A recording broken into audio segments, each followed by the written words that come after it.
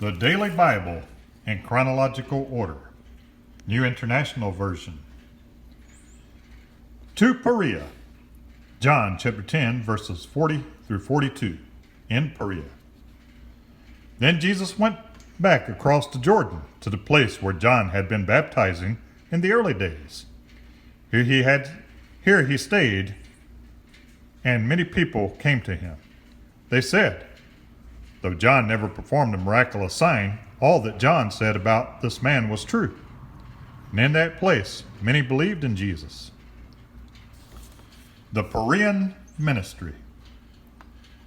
When Jesus goes into the area beyond the Jordan River, he is entering the Perean province ruled by the Tetrarch Herod Antipas, who also rules Galilee. It is this same Herod who had earlier beheaded John the Baptist, and he probably now fears a popular uprising of the people in response to Jesus' presence in that territory. Jesus does not fear Herod. However, because he knows that his end will come only in Jerusalem, it is unclear whether a warning about Herod comes from Pharisees who really believe in Jesus, or whether they are simply trying to get Jesus to leave their area. During this period of his ministry, Jesus once again teaches through numerous parables. His parables cover a wide range of subjects, including the cost of discipleship, the value of lost souls, the rejection of his kingdom, and the need for humility and unrighteousness of his hypocritical religion. Number to be saved. Luke chapter 13, verses 22 through 30, in Perea. Then Jesus went through the towns and villages, teaching as he made his way to Jerusalem.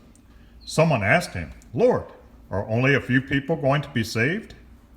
He said to them, make every effort to enter through the narrow door, because many, I tell you, will try to enter and will not be able to.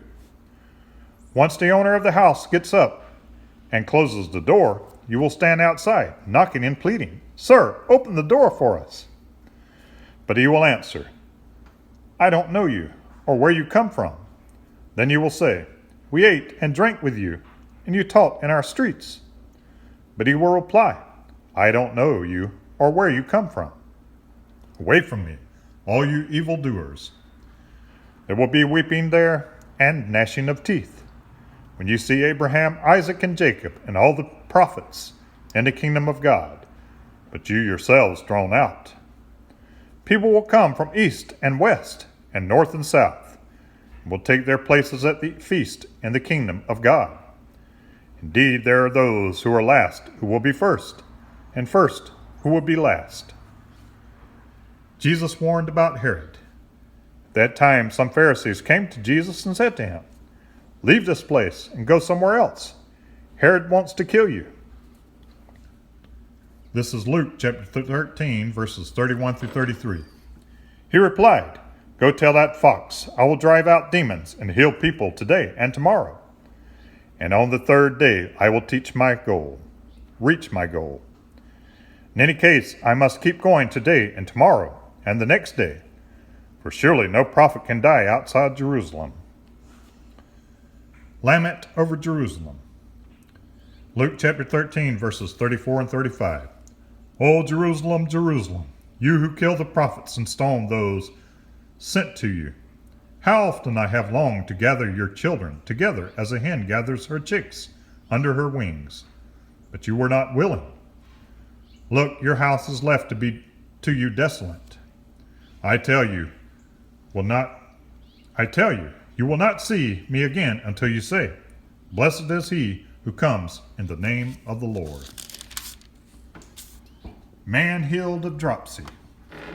Luke chapter 14, verses 1 through 6. One Sabbath, when Jesus went to eat in the house of a prominent Pharisee, he was being carefully watched. There in front of him was a man suffering from dropsy. Jesus asked the Pharisee and experts in the law, is it lawful to heal on the Sabbath or not? But they remained silent. So taking hold of the man, he healed him and sent him away. Then he asked him, If one of you has a son or an ox that falls into a well on the Sabbath day, will you not immediately pull him out? And they had nothing to say. Parable of place of honor. Luke chapter 14, verses 7 through 11. When he noticed how the guests picked the places of honor at the table, he told them this parable.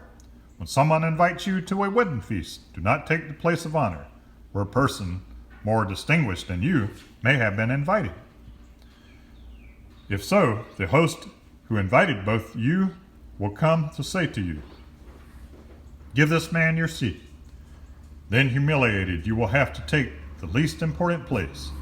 When you are invited, take the lowest place, so that when your host comes, he will say to you, "Friend, move up to a better place." Then you will be honored in the presence of all your fellow guests, for everyone who exalts himself will be humbled, and he who humbles himself will be exalted.